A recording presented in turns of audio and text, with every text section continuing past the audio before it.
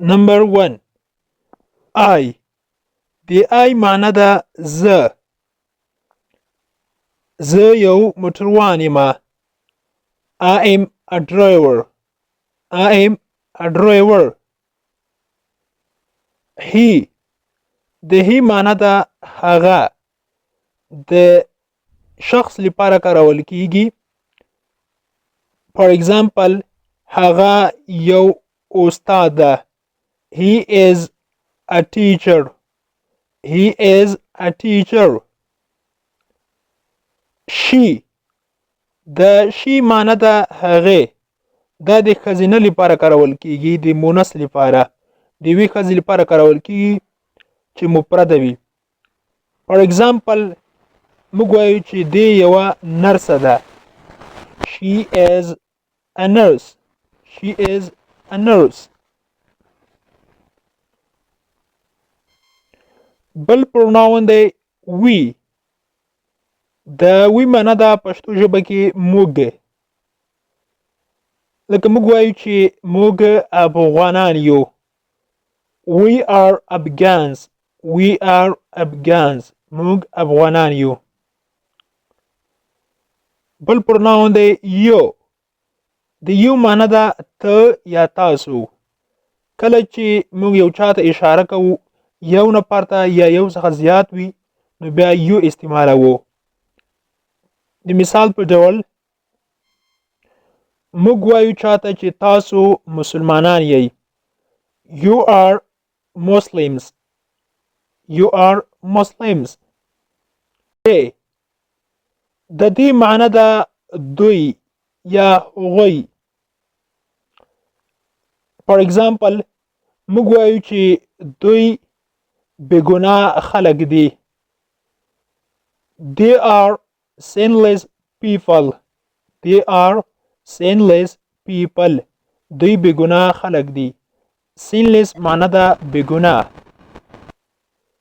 بل دی it. it مقصد دی معنی ده ده.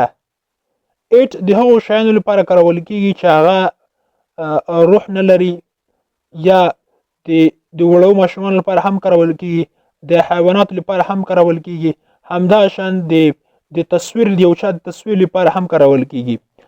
it زیات استعمال لري خو اکثر چې استعمالیږي هغه د شیانو لپاره کارول کیږي. مثال په ډول it's a phone. it's a phone دا یو موبایل ده. or it is یو بل جمله ده it is a pen دا یو کلم ده. د it معنی ده ده. بل پروناون چې ده us. us مطلب دی موږ ته یا موږ سره. لکه موږ وایو چې هغه زموږ سره مرسته وکړه. He helped us. He helped us. بل پروناون دی me. د می معنی ده پښتو ژبه کې ما ته یا له ما سره.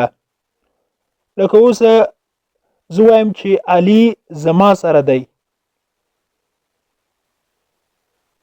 Ali is with me. Ali is with me. بل پروناون دی his. د his معنی ده هغه. دا د شخص لپاره د نارینه لپاره کارول کیږي او دا چې اکثره استعمالیږي دغه د نوم نه مخکې کارول کیږي په جمله کې. For example موږ وایو چې دا د هغه موټر ده. It is his car. It is his car. بل دا هر. د هر مطلب دی دا چې دا د ښځینه لپاره کارول کیږي او چې یو وي مفرد وي یو که یو څخه زیات شول بیا هغې لپاره موږ دې کاروو چې هغه د دې لور ده. She is her daughter. She is her daughter. دې چې دا د هغې څنګه ده لور ده یا خپله لورې ده. بل پروناون دی our. our معنی ده زموږ یا موږ ته. لکه موږ وایو چې دوی زموږ وروڼه دي. They are our brothers. They are our brothers. بل دی my. د my معنی ده زما. د مثال په ډول زه وایم چې دغه زما کور ده. This is my house. This is my house. بل دی your. your معنی ده ستا. لکه موږ وایو چې دغه ستا خپل مشکل ده. It is your problem. بل pronoun چې دی dear. د dear معنی ده د دوی. لکه موږ وایو چې دغه د دوی موټر ده. It is their car. It is their car.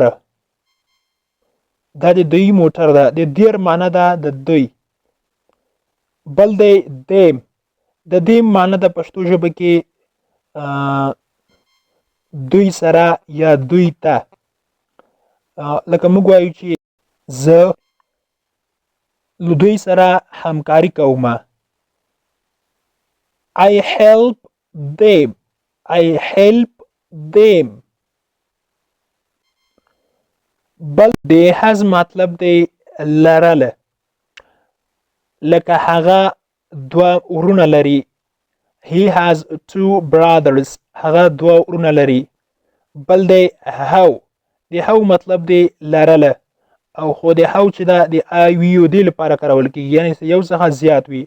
او has چې دا د he shit لپاره چې singular noun یعنې یوازې یو نوم وي بیا has استعمالو. که چېرته د یو څخه زیات شول بیا how کاروو. لکه موږ وایو چې موږ دوه کورونه لرو. We have two houses. We have two houses. موږ دوه کورونه لرو. بل دی when. د when مطلب دا کله. دا WH question دا معنی د پښتو ژبه کې کله. For example موږ وایو چې ته کله راځې. When do you come? When do you come? بل دی whose. د whose معنی ده د چا. موږ وایو پښتو ژبه کې چې دغه موټر د چا ده. Whose car is this? Whose car is this? دا موټر د چا ده. بل WH question چې ده چې زیات کارول کیږي په انګلیسي ژبه کې هغه where ده. د where معنی ده پښتو ژبه کې چیرته. مثال په ډول موږ وایو چې ته چیرته ژوند کوي یا ته چیرته اوسیږي. Where do you live? Where do you live? بل WH question چې ده چې زیات کارول کیږي هغه how ده. د how مطلب ده څنګه یې یا څنګه. لکه موږ وایو چې نن ورځ ته څنګه یې. How are you today? How are you today? نن ورځ ته څنګه یې. ځواب ورکوو چې زه ښه یم. I am fine.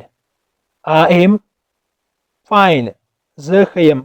او که چېرته مریض وي نو بیا ورته وایي چې I am sick. I am sick.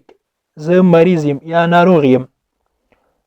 یوه خبره زه باید تاسو ته ذکر کړم هغه دا چې څومره چې WH questions دي هغه د جملې په سر کې استعمالیږي. لومړی خبره چې موږ کوو باید WH question نوم واخلو وروسته نوره جمله باید ووایو. Dear sisters and brothers, it was our class. Until another class, take care of yourself and goodbye. Thank you so much for watching.